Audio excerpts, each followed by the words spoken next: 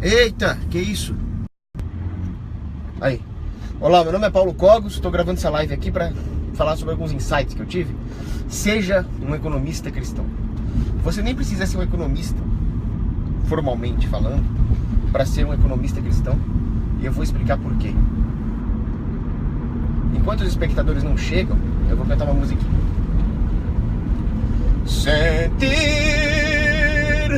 las caricias del sol en la orilla del mar, amor, que baña el litoral, es lo que ansio yo. Bom, já estão chegando os espectadores, já tem 2. Eu vou começar agora, vai. Seja um economista cristão. Certa vez eu estava numa aula de economia com aquele bandido do Gianetti, que é pai de outro bandido também. E ele disse: um economista jamais pode fazer juízo de valor moral, ser um deontologista. Ele precisa ser utilitário. Olha o que o cara falou. Quer dizer que uma profissão que lida com a alocação de recursos escassos, que lida com a ação humana, não vai ter valores morais? Vocês estão loucos? E o pior é que a frase desse cara é tão imbecil que é toda a tragédia socialista que nós vivemos é justamente porque a humanidade não se ateve a padrões morais e permite que haja um roubo em escala planetária, sistêmico, que é a própria definição do socialismo: roubo, agressão física. Se a humanidade se detivesse à moralidade da propriedade privada, nós teríamos um ganho no sentido material utilitário. Então olha a imbecilidade que esse idiota fala. Esse é o mesmo cara que defende imposto sobre carne, porque ele tem medo que o peido das vacas aumente a temperatura na puta que eu pariu em 0,01 grau. E com isso ele vai deixar os pobres morrendo de fome, sem comida, sem proteína animal. Quer dizer, um cara... É claro que o cara fala que a economia não é moral, porque ele defende matar pobre de inanição, de falta de proteína, cobrando imposto. Quer dizer, um cara desse tinha que tomar um soco no dente e ficar plantado ali mesmo, dar bicuda na cara depois que ele cair. Então, a economia é uma ciência moral. Ela é uma ciência moral. E você pode, portanto, ser um economista. Para você ser um economista, você precisa de 2 coisas. Primeiro, moralidade. Você precisa defender aquilo que seja bom, aquilo que seja intrinsecamente bom, ou seja, que seja a vontade de Deus. Segundo, você precisa entender a lógica da ação humana para não sair falando caçata. Como dizia Murray Rothbard, você tem todo o direito de não entender de economia, mas cala a boca. Se você não entende bosta nenhuma de economia, fica quieto, seu animal. Mas Rothbard, nós não podemos escrever assim. Bom, então escreve: você tem todo o direito de não entender de economia, mas você, portanto, não pode dar opiniões a respeito do tema. Foi com essas palavras que ele disse. O animal é licença poética minha. Então, para ser um economista cristão, para ser um bom economista, você não precisa entender nada de matemática. Você não precisa fazer uma conta de somar. Você só precisa entender a lógica da ação humana e você precisa ter senso moral. Fim. Quando um estudante entra numa faculdade de economia, ele recebe um calhamaço, um livro técnico, um livro texto desse tamanho aqui, cheio de contas. Aí ele continua tendo as matérias e ele recebe outros livros que são uns calhamaços cheios de conta. Você não precisa disso. Isso aí é uma ferramenta de retardadização do estudante de economia. Joga isso no lixo. Cuspa. Queime. Joga na cara do seu professor com força para arrancar o dente dele. Se mira bem no dente do seu professor, pega esse calhamaço, esse livro técnico cheio de conta ali, atira com força no dente dele para ele perder os dentes, para ele sair sangrando de lá. Isso é moral. Esses fraudadores. Joga tudo isso no lixo e substitua pela leitura de Santo Afonso Maria de Ligório. Eu vou repetir. Jogue todos os livros textos da sua faculdade de economia, cheio de continha de merda, no lixo e leia Santo Afonso Maria de Ligório. Eu espero ter sido claro. Vocês entenderam isso? Vocês vão responder: Sir, yes, sir! The first and the last word of our few serious will be sir. Do you maggots understand that? Sir, yes, sir! Bullshit, I can hear you sound off like you got up here! Esse filme é maravilhoso, recomendo fortemente. Full Metal Jacket. Esse aqui é o Sargento Hartman. Passando em frente à Nossa Senhora do Brasil. Que Nossa Senhora do Brasil, rogai por nós. Então, o que Santo Afonso Maria de Ligório dizia é o seguinte. Dentre outras frases que ele falava, todas as suas ações devem ter como objetivo a glória de Deus. Tudo que você fizer, portanto, deve ser feito com confiança em Deus, não com confiança em si próprio, porque nós somos falhos, nós devemos pedir a inspiração de Deus. Assim, quando se trata de alocar recursos, o que eu devo fazer na minha empresa, o que eu devo fazer na minha família, siga os conselhos de Santo Afonso Maria de Ligório. E outra coisa, tudo aquilo que você fizer na sua empresa, na sua família, deve também ter como objetivo a sua salvação e a salvação do próximo. Amor ao próximo. Isso é um corolário do amor e glória a Deus. Bem simples, certo? Então, você não pode agir de forma a ser um sacana, a ser um desgraçado com os outros. Assim sendo, quando você tiver alguma dúvida, vou boicotar uma grande corporação maligna, fascista, aliada dos Illuminati ou não? Bom, se eu boicotar, eu vou boicotar, mas não vai adiantar nada. A grande corporação maligna vai continuar existindo. Isso não importa. Nós não estamos aqui para derrubar o Estado. Nós não estamos aqui para falir as grandes corporações. Nós estamos aqui para servir a Deus. Então, se uma grande corporação é maligna, você vai fazer o certo. Você não vai comprar dela. Se o Estado é maligno, não importa se o Estado vai acabar ou não. Eu não vou apoiar o Estado, porque ele é maligno. Ele é intrinsecamente imoral. Fim. Você já cumpriu o seu objetivo aqui. Você está salvando sua alma. Você está talvez convertendo outras almas. E acabou.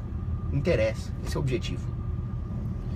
Se as pessoas agissem assim, o Estado acabaria. As corporações malignas faliriam. Mas isso é uma consequência, é um prêmio. Nós não estamos aqui para conseguir objetivos imanentistas. Nós estamos aqui para salvar a nossa alma. É importante que nós entendamos isso.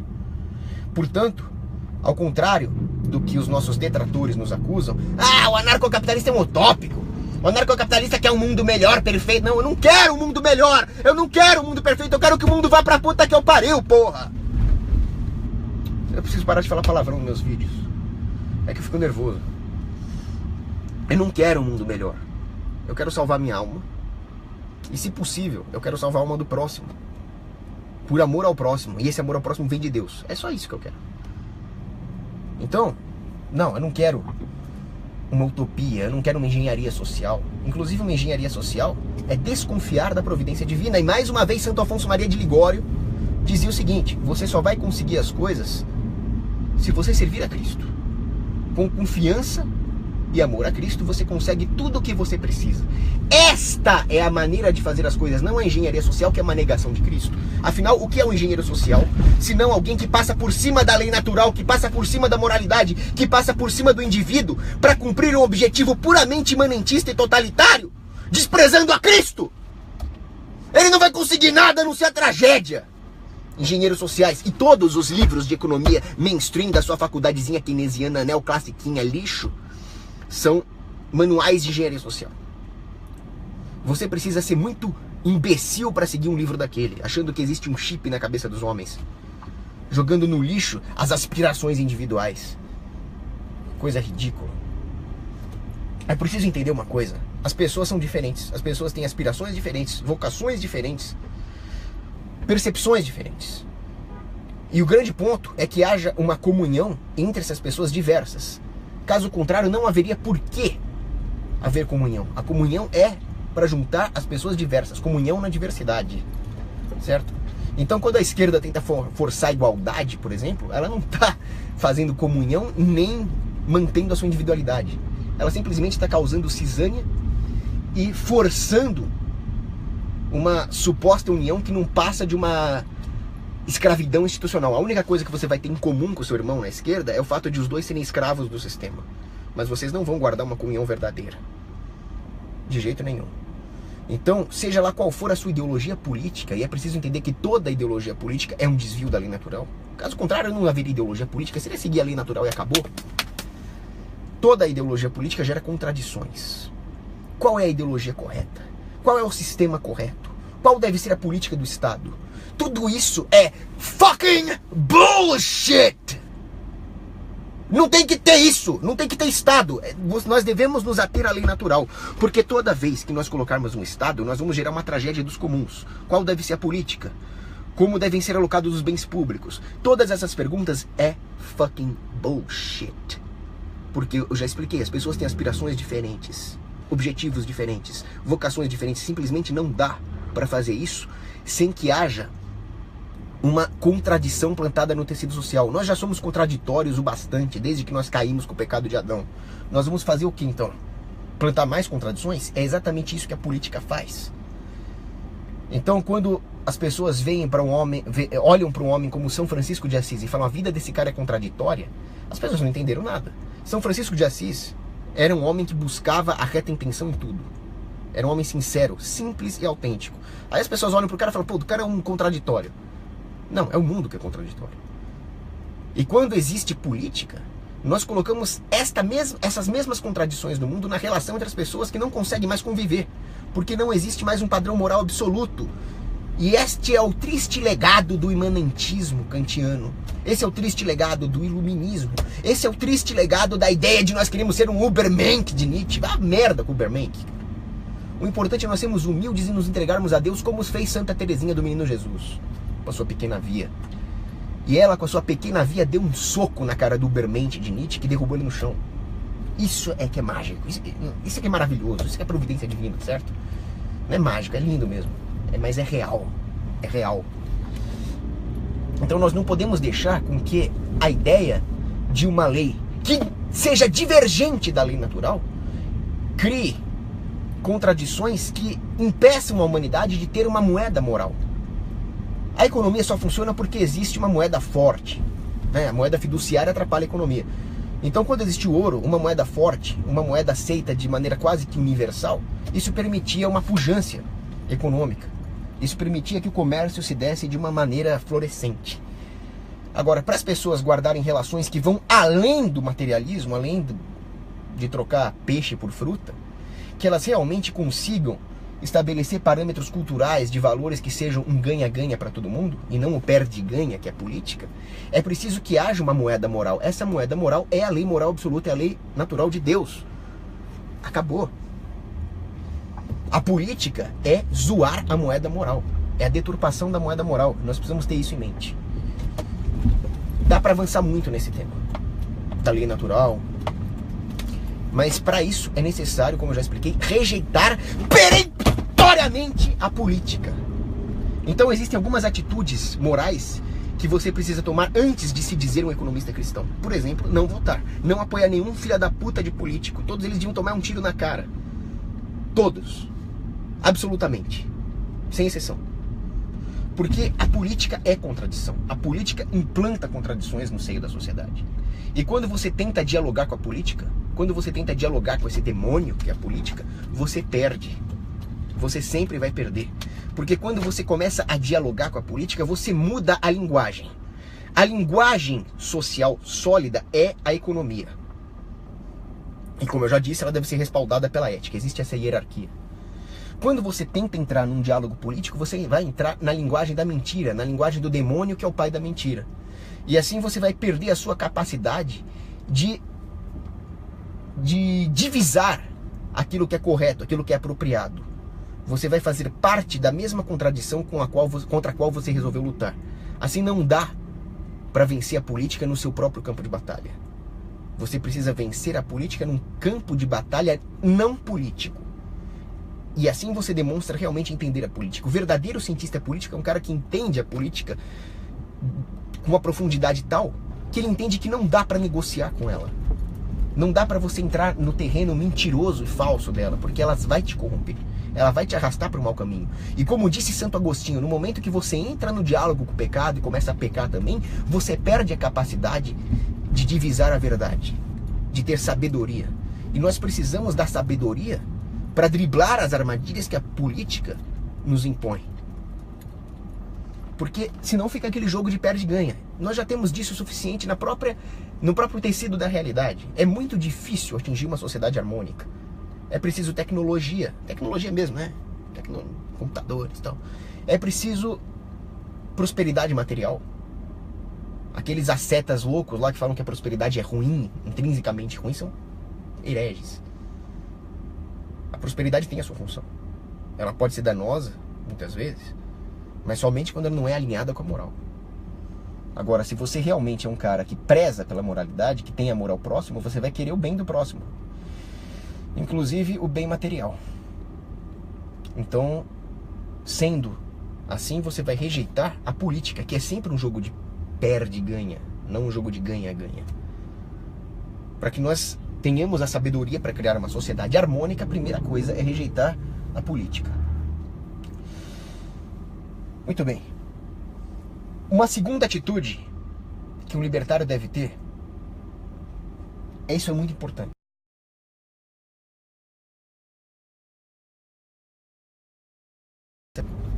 Ô, conexão do Eu não vou falar palavrão na live mais. Bom, como eu disse pra vocês, se vocês querem ter uma live de qualidade, peguem submetralhadoras, fuzis, granadas, facas, lança-chamas, pistolas, escopetas. Entrem na Anatel e destruam-na. E atirem nos responsáveis por isso. Vocês não vão matar a copeira, a faxineira, mas destruam os diretores da Anatel, os executivos, os caras de lá. Se vocês quiserem ter uma live de qualidade, certo? Até me perdi. Ah, sim. Então, vocês não podem se render às tentações do Estado, às tentações institucionais do Estado. Uma delas é o processo. Então, por exemplo, vem um cara e te insulta. Vem um cara e te xinga. Aí você fala, eu vou ganhar uma graninha. O cara me xingou. O cara falou que judeu tem que morrer queimado. E eu sou judeu. O cara falou que preto não vale nada, eu sou preto. Então agora eu vou aproveitar para processar esse filho da puta. Não faça isso. Nós temos que entender que insultos, injúria, não é crime. É liberdade de expressão, por mais escrota que seja. Por mais escroto que seja o racismo e o antissemitismo do babaca que tá te xingando. Não entre nesse jogo. Se você processa o cara, você está agindo de maneira completamente anticristã. Mais uma vez, Santo Afonso Maria de Ligório disse: quando alguém te insultar, você pode insultar de volta. Você não precisa ser um babaca. Você não precisa ser um sangue de barata. Mas quando você insultar de volta, quando você reagir aos insultos, que isso tem uma missão salvífica. Você não vai combater o racismo processando o racista, mas sim expondo o quão ridícula é a opinião racista dele. Se um cara tem uma opinião imbecil dessa, você talvez queira xingá-lo de volta para mostrar o quão ridículo é o racismo, claro. Você não é sangue de barata, mas você vai assaltar o cara? E mais do que isso, você vai dar dinheiro pro Estado? Você tá maluco? Então essas são pequenas atitudes que nós temos que ter para não fortalecer o Estado e assim não cercear a liberdade de expressão. Outra coisa, por exemplo, quando você for fazer uma compra numa loja, a mulher sempre vai perguntar para você, você quer CPF na nota? Você responde, de maneira alguma, de jeito ou maneira. CPF na nota, jamais. Porque quando você perde o CPF na nota, você está cometendo alguns pecados graves. Primeira coisa, você está dando informações para o governo. Segundo, né, você está fortalecendo o cara do mal. Segundo, você está encarecendo o preço de tudo. O cara vai ser obrigado a pagar imposto, isso vai encarecer o preço dos produtos. Isso vai reduzir o lucro do comerciante que está te fazendo um bem, que está te vendendo produto. Olha. Isso vai reduzir o salário dos funcionários que trabalham nesse setor. Isso vai encarecer o preço para outros clientes. Então, quando você pede nota fiscal, você está sendo um filho de uma puta. E além disso, você está sendo muito burro. Porque quando você pede nota fiscal, o governo está obtendo informações a respeito dos seus hábitos de consumo. Você está prejudicando a sua própria privacidade. Então, um economista cristão, ele primeiro vai entender o mal que é pagar imposto. Ele vai entender os benefícios econômicos da sonegação para toda a sociedade.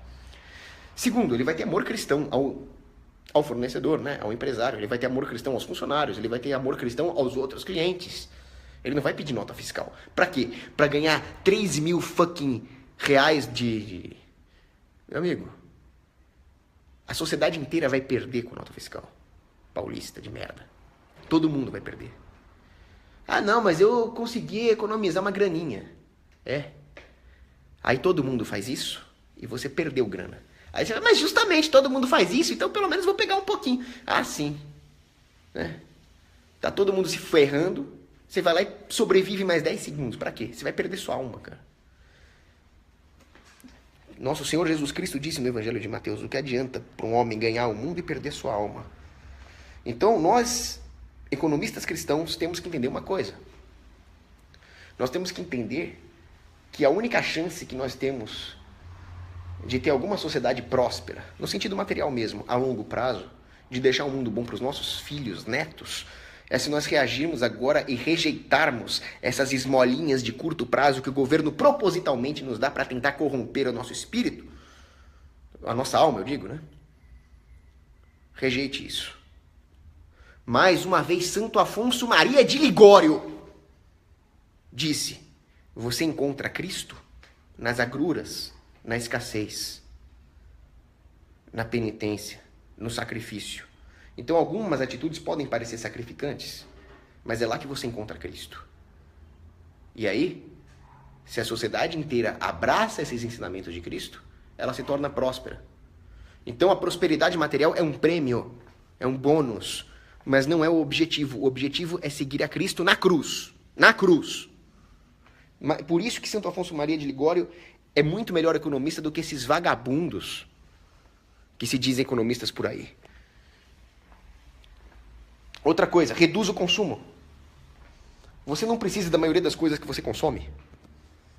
Você gasta um monte de besteira, roupa de grife, essas porcaria. Pra quê?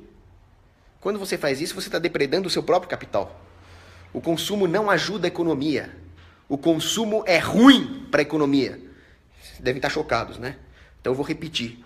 O consumo é ruim para a economia. Eu não sei fazer esse efeito especial, tem gente que sabe fazer, né? Que a tela fica preto e branco e a voz fica grave em câmera lenta. Eu não sei fazer essas bruxarias cibernéticas, então eu imito a voz mesmo. Mas enfim, o consumo é ruim para a economia. Consumo é destruição. Você não vai estar em melhor situação depredando a sua poupança, né? Gastando à toa aquilo que você ganha para dar o dinheiro para grandes corporações. Nós estamos apenas queimando o capital.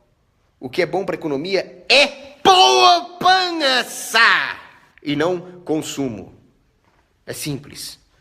Então para de gastar com besteira. Não, vamos consumir, vamos comprar não sei o que tá na moda, vamos comprar aqueles spinner. Joga isso no lixo, cara. Poupa. Tem coisa mais importante. Tem coisa muito mais importante. Por exemplo, passar tempo com a família. Ler um bom livro. Apreciar um pouco a natureza. Isso é muito mais importante do que essas merdas que vocês consomem por aí. Mas o governo faz as coisas de propósito. O governo, por exemplo, ele dá a desculpa dos bens públicos justamente para que nós fiquemos desprovidos de alguns bens mais difusos, como o contato com a natureza, a capacidade de dar uma boa caminhada numa cidade bonita, porque as cidades ficam todas na mão de bandidos, que são os prefeitos, inseguras, sujas, feias. Então as pessoas tentam compensar a perda desses bens, que o governo nos rouba com a desculpa dos bens públicos, através do consumo de porcaria. Então o governo me roubou a segurança, o governo me roubou a fruição intelectual ao tomar conta das escolas e fazer todo mundo perder tempo naqueles lixos. O governo roubou a paisagem, as paisagens urbanas, porque eles monopolizaram o planejamento urbano. Quer dizer, a minha vida é uma merda, o que eu vou fazer? Eu vou consumir bosta. Eu vou consumir roupinha de grife. Bens que não são difusos. Mas, cara, isso é tentar tapar o sol com a peneira. Não é por aí. Nós só temos alguma chance de destruir o mal que o governo causou, tomando conta desses bens difusos, se nós pouparmos. Se nós formos mais fortes que o governo. Nós nos tornamos fortes através da poupança material. Isso nos dá força, ao invés de sair gastando. Ter roupinha de grife não vai te dar força. Ter dinheiro vai. Se proteger das crises, vai. Ter ouro, ter Bitcoin, isso vai te proteger. Ter um spinnerzinho lá não vai te proteger. E assim nós podemos retomar aquilo que é nosso. Então, um bom economista cristão vai te mostrar o quanto que o consumo é uma merda. Um bom economista cristão vai defender, portanto, todas as formas ordenadas, lícitas, éticas, de reduzir custos. Afinal, você está poupando recursos escassos para a sociedade, para o seu irmão, para o seu próximo. Isso também é muito importante. Então o cara vem, ai, não pode fazer teste em animal porque é cruel. Ô idiota, primeiro, que se não fizesse teste em animal, não teria um monte de medicamento que salva vidas. Segundo, parece ser uma coisa de um vilão de filme de ficção científica. Mas eu vou falar, os testes de animais reduzem custos. Sim. Isso é bom, porque os medicamentos se tornam mais acessíveis para os pobres. Isso é excelente. Se você acha que os bichinhos estão acima das pessoas pobres, você não é cristão. Você não vai ser um sádico. Torturar o animal pelo prazer de torturar o animal. Isso é escroto. Isso é anticristão também. Mas, porra, colocar os bichinhos acima do seu irmão em Cristo, dos pobres, vá a merda, cara. Então você precisa reduzir custos, sim. Ah, não, né? Esse negócio de livre mercado. Tem que se preocupar com o social. A melhor preocupação social que você pode ter é um livre mercado para reduzir custos e tornar as coisas acessíveis aos pobres e também matar bandido. Porque os bandidos geram pobreza. Então não seja um hipócrita. Aí é outra atitude que um bom economista cristão deve ter. Ele não pode ser hipócrita. As pessoas querem parecer boazinhas ao invés de ser boazinhas. Isso é escroto. Então todo mundo quer ser bonzinho, né? Todo mundo quer ser bonzinho nessa merda. Ah, eu sou a favor de receber os muçulmanos aqui na Europa. Depois de ter tentado terrorista, você não sabe por quê, né, filha da mãe? Não, eu me preocupo com o social. Vamos fazer redistribuição de renda com o dinheiro dos outros, né, filha da puta? Quer dizer, todo mundo quer ser bonzinho. Todo mundo quer parecer bonzinho. Eu não faço a puta questão de parecer bonzinho. Eu falo mesmo, o welfare serve para gerar dependência, pobreza e fortalecer o lobby. Trazer muçulmano pra Europa serve para destruir a Europa e matar gente com atentado terrorista. Teste em animal é bom porque reduz custos, aumenta a segurança do produto e torna acessível aos pobres. Ai, você é mau. Eu não interesso o que você acha, seu babaca! Me interessa a verdade em Cristo. Outra coisa, advogados. As pessoas costumam pendurar os seus princípios morais num cabide quando vão exercer algumas profissões, como, por exemplo, a advocacia. É um absurdo. Não, eu sou cristão. Não, eu sou libertário. Não, eu defendo os princípios da ética rothbardiana, seja lá qual for a sua posição. Aí o cara entra no tribunal, ele vira outra pessoa, ele pendura todos os princípios morais lá fora, e ele vai defender um bandido que ele sabe que é culpado, ou, pior ainda, ele vai acusar um cara que ele sabe que é inocente. Que tipo de filho de uma puta é esse? Então, não deve existir isso. O nosso direito se tornou uma disputa retórica, uma brincadeira, um combate retórico. Onde um filho da puta que sabe que o cara é bandido vai defender, o outro filho da puta sabe que o cara é inocente e vai acusar. Esses caras vão arder no inferno. Esses caras vão arder na última catacumba cavernosa e fedorenta de enxofre do inferno. Vão ser estuprados pelo Beuzebu. Como é que vocês fazem uma coisa dessa? Direito é busca da verdade, é busca da ordem de justiça. É uma busca pela verdade, não é um campeonato de retórica, porra. Não é possível. São Bento da Núrcia já teve essa experiência quando ele foi estudar retórica e ficou horrorizado com o fato de que a elite romana com a qual ele convivia via a retórica como uma forma de tentar ganhar debates, de tentar provar o que é falso. Não! Uma ciência importantíssima como a retórica deve ser uma humilde serva da verdade. A retórica serve para isso. A retórica deve servir para divulgar a verdade dos santos evangelhos, para divulgar a moralidade.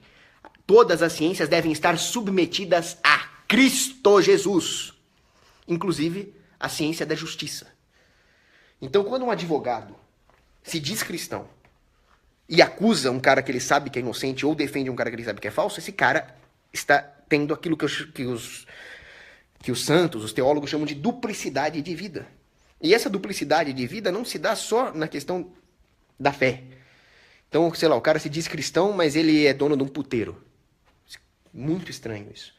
Mas também existe uma duplicidade de libertarianismo, o que é gravíssimo.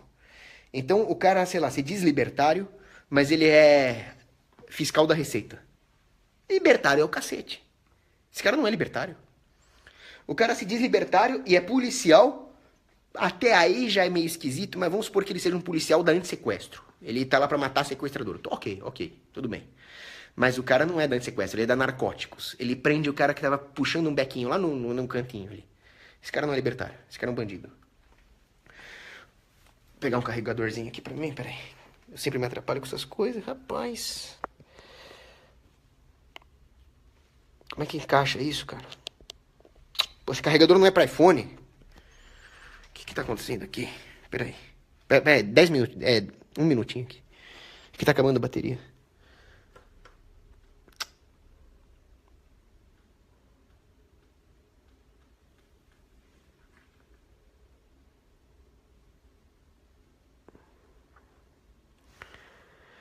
Eita, pronto. Acho que agora vai. Sei lá. Acho que agora foi. Esses caras estão errando barbaramente. Uma coisa que é preciso entender é que nós não estamos aqui para ser felizes na Terra. A nossa felicidade é no céu. Isso não significa que você deve se privar de ser feliz na Terra, desde que a sua felicidade seja lícita e ordenada. É isso. Então, quando as pessoas... Não, nós nunca vamos conseguir destruir o governo. Nós temos que ser felizes aqui na Terra. Então eu vou ser fiscal da Receita mesmo. Eu vou pedir nota fiscal. Meu amigo, você tem que lembrar de uma coisa. Tem uma frase que diz o seguinte. O único inferno que um homem temente a Deus vai ter que enfrentar é a Terra. Mas também, para um homem que não teme a Deus, vai ser o único paraíso. Cara, quando eu li essa frase, eu gelei na espinha. É muito assustadora essa frase. Mas é verdade. Agora, antes que as pessoas me critiquem e falem, você faz um vídeo desse, mas você não é um bom cristão, você é um pecador. Cara, eu sou mesmo. Mas quem falou que eu sou santo, rapaz? O Cogos faz um vídeo desse e diz cristão, mas ele peca. Claro que eu peco. A única criatura que não pecou foi a Virgem Maria. Maria Santíssima. Até os apóstolos pecaram. Pedro negou Cristo 3 vezes.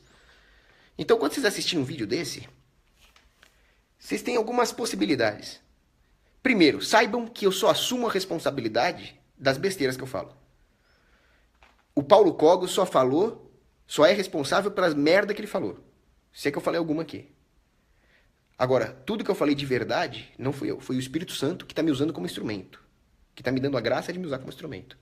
O Paulo Cogos só falou as merdas. Segunda coisa. Se você é ateu, você não precisa vir nos comentários e falar, Cogos, para de...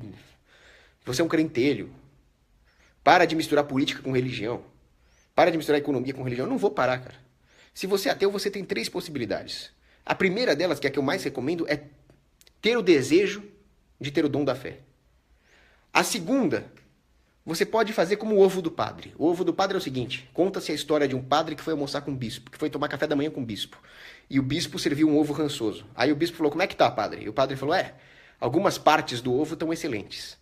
Então, se você não gosta quando eu falo de religião, você pode ver as partes de libertarianismo, de economia austríaca.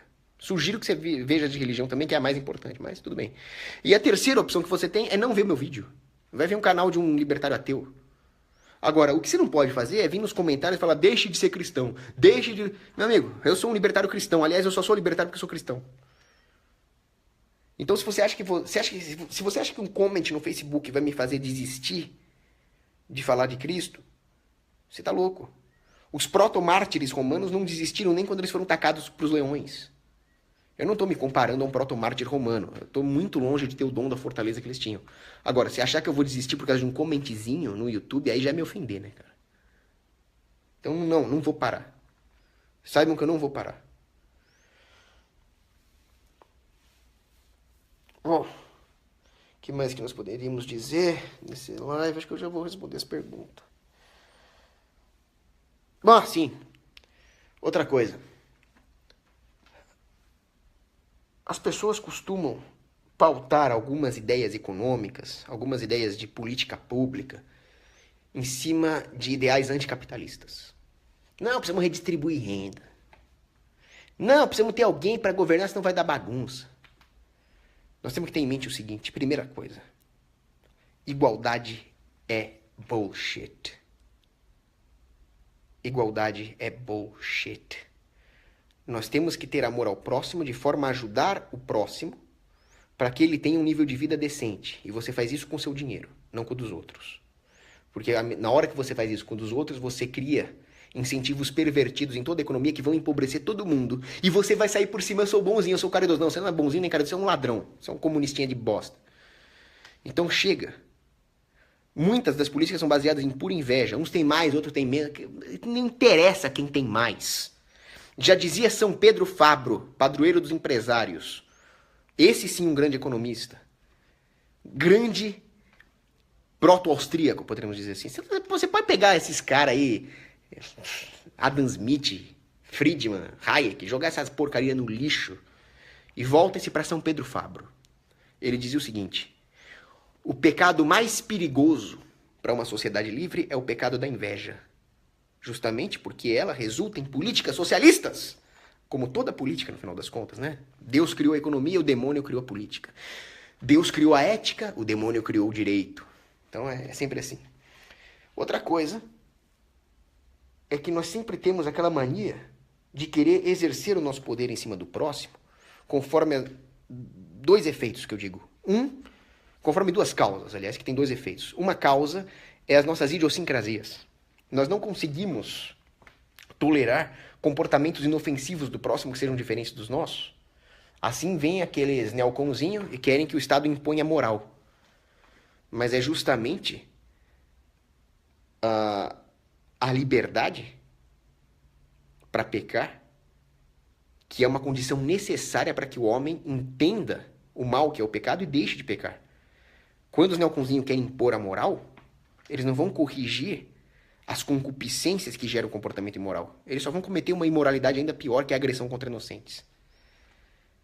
E o segundo é, quando nós percebemos que nós somos todo dia depredados, injustiçados, agredidos pelo governo, como nós não podemos agredir o governo, que ele é muito forte, nós tentamos agredir o irmão, tentar levar vantagem, por assim dizer. Então nós tentamos pegar um pouquinho dos esbulhos, das migalhas espoliadas que o governo deixa cair. Querendo regular um pouquinho aquela empresa, regular um pouquinho aquele setor, para tentar pegar um pouquinho de vantagem. Isso é desejo de governar. Isso é você se tornar um microestado. Isso é uma coisa que só a democracia permite. Ou pelo menos só o que é de democrático em todos os sistemas.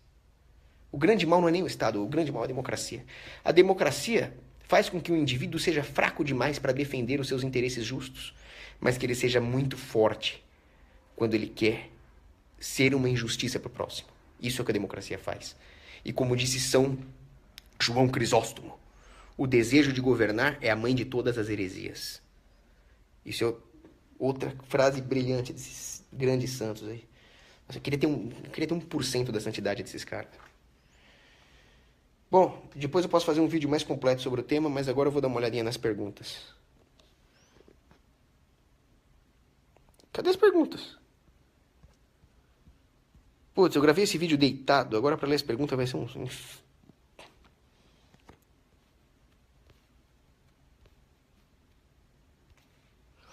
O Gustavo Fagundes pergunta, o que resulta, né, eu diria, quais são as causas, né, de ser cristão e estatista? Bom, o cristão e estatista, eu diria que ele tem 3 causas. A primeira delas seria não entender o que é o Estado. Não entender a imoralidade intrínseca do Estado. Assim, ele pode até ter uma retidão de intenção. Por exemplo, eu diria que santos que defenderam a existência do Estado em algum grau, como São Tomás de Aquino, eu não duvido que eles tinham a melhor das intenções. Imagina, São Tomás de Aquino, santo doutor da igreja, um homem extremamente santo. Um homem com uma intenção completamente reta. Mas por que ele defendeu o Estado? Porque ele não tinha um conhecimento político-econômico como nós temos hoje, dos males que o Estado causa. Então, por exemplo, se você perguntar para um homem santo algo sobre nutrição, ele não vai ter capacidade de entender o problema da gordura trans, sei lá, se ele não tem o conhecimento técnico, né? Então eu diria que ele era um cristão estatista porque ele não tinha um conhecimento técnico suficiente para entender o que é o Estado. Mesmo assim, ele defendia um Estado extremamente limitado. Ele sempre falava do mal que é o poder político. A segunda forma de cristão estatista é que ele é um mau cristão. ele quer levar vantagem. Ele tem uma duplicidade de vida. Esse é um tipo extremamente perigoso, ele é um falso cristão. E ele não tem amor ao próximo. E o terceiro tipo de cristão estatista é o homem de pouca fé. É um homem que entende que o Estado é imoral, mas ele acha que sem o Estado seria pior. Agora, o que pode ser pior do que o pecado? O que pode ser pior que a maldade? O pecado é o mal. Nada no mundo, nem mesmo o demônio, pode prejudicar verdadeiramente uma alma que esteja em verdadeira comunhão com Deus. Então, nós vamos abolir o Estado porque ele é imoral. O que vai vir depois não interessa. Você confia na providência divina e acabou. Mais uma vez, Santo Afonso Maria de Ligório. Olha, vocês sabem que eu falo mal de muita gente nas minhas lives, mas quando é pra elogiar, tem que elogiar, né? Santo Afonso Maria de Ligório, que homem mais santo e sábio. Santo Afonso Maria de Ligório diz o seguinte: nós só podemos esperar algo bom que venha de Cristo. Se você se afasta de Cristo, você não vai esperar nada verdadeiramente bom. Você vai ter enganações. Então, realmente não dá para ter uma sociedade boa sem uma comunhão com Cristo. E a hora que você entende que o Estado é pecado, que o Estado é imoral, não tem como defender isso sem cair em contradição. Ó, só um parênteses aqui. Há uma diferença entre ser pecador e ter duplicidade de vida. Eu sou pecador. Eu sou muito pecador e às vezes eu até me pego com duplicidade de vida. Agora, qual a diferença entre o santo e o pecador? Os dois pecam. Só que o santo, ele se arrepende, ele luta, ele persevera, ele se confessa, ele se envergonha, ele fala, que saco, eu não quero mais pecar, ele peca de novo, ele quis vezes saco. O pecador contumaz, aquele que tem duplicidade de vida, ele fala, ó, peco mesmo, essa é a minha profissão, não, tudo bem, eu concordo com os libertários, tá, mas eu sou advogado, eu preciso ganhar meu pão. Não, tá ganhando pão e tá perdendo a alma. Essa é a duplicidade de vida.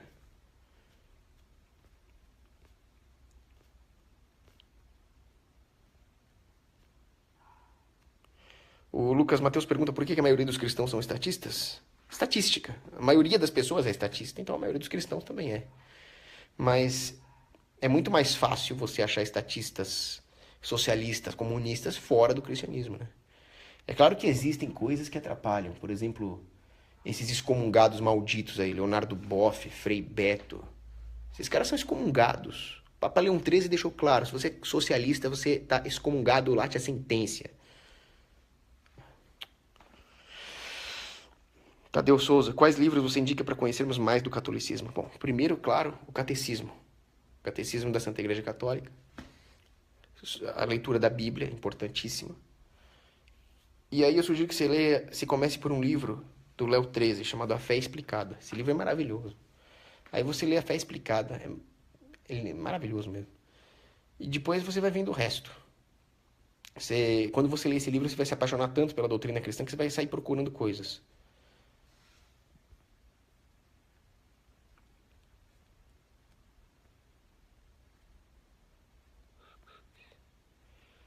Vitor Azeredo, eu adoraria conseguir acreditar plenamente no cristianismo. Como eu faço? Peça a Deus. Dizem que a única oração que sempre é atendida é quando você pede maior comunhão com Deus, quando você pede fé, quando você pede esperança, caridade. Então, se você falar, Espírito Santo, eu quero o dom da fé, ele vai te atender, certeza absoluta.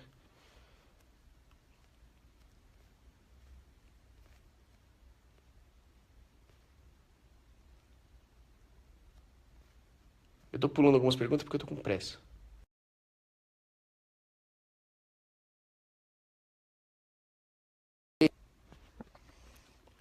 Maldita Anatel. A Paloma Alvarez fez um comentário que merece ser citado aqui. Ainda bem que já consegui convencer os meus pais a não pedir nota fiscal paulista. Parabéns pra você e pros seus pais. Por que não tá descendo as perguntas aqui?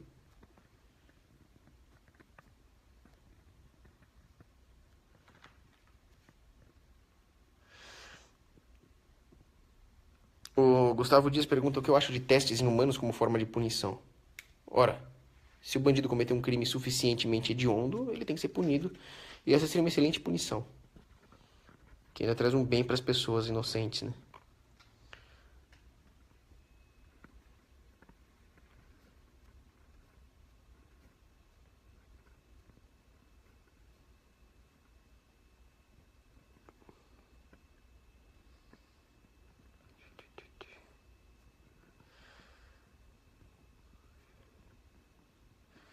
Estão perguntando o que eu acho do Bakunin. Eu realmente preciso responder essa pergunta. O Bakunin é um idiota. O Bakunin é um falso anarquista. Porque ele defendia a pior de todas as arqués, que não é um princípio ordenador, mas um princípio desordenador. Talvez até uma falsa arqué. Quer dizer, ele é um democrata, no final das contas.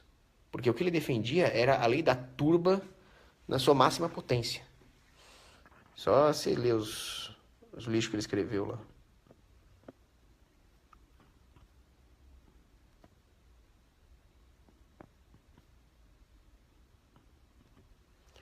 Ó, o Eric Ferraz fez uma pergunta bem pertinente com o tema dessa live aqui. Que é a seguinte: você vai casar só no religioso ou vai casar no civil também? Ó, nem sei se eu quero casar. Mas se for o caso, só no religioso. Porque o governo não tem nada com isso. E o mais importante é que o casamento é o casamento religioso, porque é um casamento a três. É Cristo que está lá. Casa você e a sua mulher e Cristo está lá. Então é um compromisso que você sela diante de Cristo. Agora, você vai casar com uma mulher que acha que o Estado é uma garantia melhor que Cristo. Eu não vou casar com uma mulher assim. Eu não caso com alguém que acha que o Estado é uma garantia melhor que Cristo.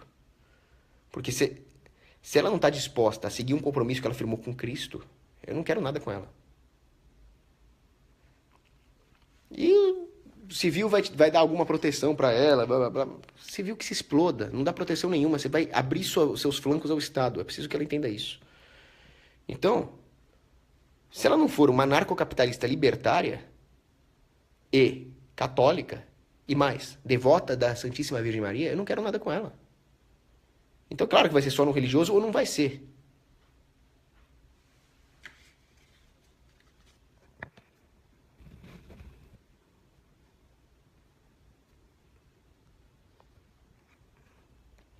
O pessoal está perguntando aqui da minha posição atual sobre o Papa.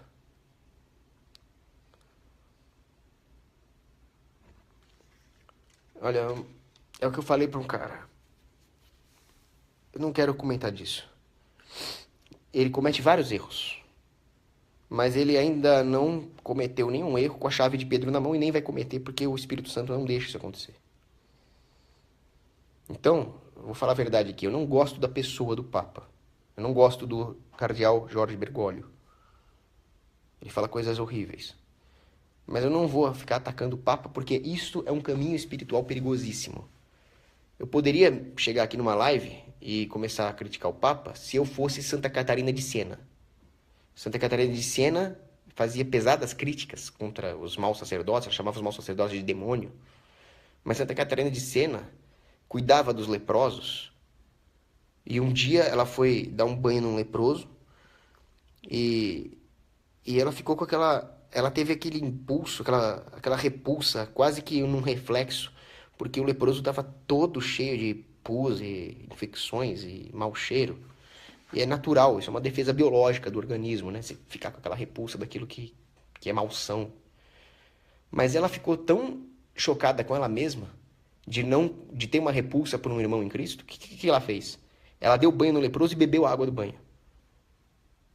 Meu amigo, olha o nível de santidade da Santa Catarina de Siena. Então ela tinha cacife espiritual para criticar o Papa, para meter a crítica no Papa. Eu não tenho. Eu prometi fazer regime que eu comi um monte de brownie de doce de leite, cara. Eu não tenho isso. Queria ter. Me envergonho dos meus pecados de gula. Me envergonho dos meus pecados contra a castidade, né? A moça passa com a moça bonitinha ali. Uma vez eu tava na missa, a moça tava com o shortinho curto, e em vez de prestar atenção no salmo, eu fiquei lá. Quer dizer, eu não tenho cacife espiritual para isso. Então, eu faço as minhas críticas às opiniões do Papa como economista, mas eu não vou... o Papa não é... O fato é, por um lado, São Caetano de Thiene acerta ao dizer que nós temos que resistir a um Papa que destrói a igreja. Por outro lado, eu acho que nada destruiu mais a igreja ao longo da história do que cisma. É cisma do Oriente, é cisma do Ocidente. Isso é muito tóxico. Mais tóxico do que um mau Papa. Então, se existe algum mal, que o Papa pode estar causando, pode, tá? Hipotético. Eu acho que o espírito cismático, sedevacantismo, é pior ainda. E olha que eu sou raditrade, cara. Olha que eu sou a favor de voltar à missa em latim, tridentina, jejum de 3 horas na Eucaristia. Eu defendo tudo isso aí. Véu. Mas eu sou antiscismático, cara. Toda vez que alguém vem com pensamento cismático, Martinho Lutero sorri no inferno, cara. Tem que ter isso em mente. Bom, acho que é isso. Abraço. É um vídeo político? Não, esse aqui, pessoal, é um adendo que eu quero fazer ao vídeo anterior, porque a hora que eu desliguei o vídeo eu lembrei de uma coisa importantíssima que eu queria falar, então eu vou pedir pro Stone Garu, que ele manja dos Paranauê técnico aí, pra juntar um vídeo no outro. E aproveitando, eu queria que vocês mandassem um abraço aqui pra Lídia. Aí, Lídia, manda um abraço pro pessoal aí. A Lídia é uma das melhores cozinheiras que tem, por isso que eu tô gordinho assim, né? Oh, valeu! Então, é isso. E o que eu queria falar no outro vídeo é que existe uma outra coisa importante para ser dita a respeito da relação entre ética e política. Muitas vezes, os defensores de uma intervenção do governo falam que o mercado é falho. Não existe nenhuma falha de mercado. O que existe é deficiência moral, e tudo que o governo faz é piorar as coisas, gerar um comodismo moral e concentrar poder material na mão de uma elite inescrupulosa. Então, para combater isso, é preciso entender uma coisa importante. Nem todo o mal do mundo vem do Estado. O Estado realmente é um grande mal. Mas o pior mal de todos, inclusive aquele que origina o Estado, vem das nossas próprias deficiências morais. Assim sendo, um bom economista cristão, quando ele estiver no seu trabalho, na sua empresa, ele precisa santificar o trabalho, como dizia São José Maria Escrivá. Então, se você pode produzir um produto melhor, que vai gerar grandes benefícios para os seus consumidores, para que você vai produzir um produto pior? Não, porque aí eu fico com lucrinho. Pode ser. Um lucro é bom. Mas esse lucro não é ordenado. Se você pode gerar grandes benefícios para o seu consumidor. Não estou nem falando daqueles safados que ainda vendem um produto zoado para o consumidor. Aí já começa a entrar no campo da fraude, do crime. Mas se você pode fazer um produto maravilhoso, por que não? Por que você não quer, mesmo por um motivo mais egoísta, imprimir o seu nome como um nome associado à excelência? Ou simplesmente fazer o bem para o próximo? Ou, por que você cobra um preço enorme se você pode vender mais barato para dar acesso a mais pessoas? Agora, você pode sim fazer uma caridade com o dinheiro com o seu próprio dinheiro. Isso deve ser feito. Porque muitas vezes, aquilo que os estatistas acusam de ser falha de mercado, não é uma falha de mercado, porque o mercado acaba resolvendo isso com a concorrência e com o próprio aperfeiçoamento moral decorrente de um ambiente livre. Mas por que você vai atrasar o processo, dando munição para os estatistas, se você pode abaixar um pouco o preço para dar acesso a mais gente? Se você pode melhorar a qualidade para trazer grandes benefícios? É claro que você tem que pensar na sua empresa, você não pode depredar o capital da sua empresa. Isso seria uma caridade desordenada. Já não seria mais caridade, seria uma espécie de narcisismo moral. Então, é importante pensar nos seus lucros, é importante pensar no pagamento dos seus funcionários, dos seus fornecedores, mas se você for, por pura avareza, negar um aumento da qualidade, negar acesso às pessoas pobres, isso já é avareza, você tem que tomar cuidado com isso. Então é isso que eu queria falar no vídeo. É importante sim se preocupar com os pobres, é importante sim pegar o seu dinheiro e ajudar o próximo. É importante ter um espírito comunitário, mas isso deve ser feito de maneira privada. É isso que os estatopatas confundem. Bom, é isso. É esse adendo que eu queria que o Stone Garu fizesse no vídeo, né? Deixa eu ver se alguém tem mais alguma dúvida bem pertinente. O Tadeu Souza, eu respondi você lá no outro vídeo dos livros. Bom, é isso aí. Abraço.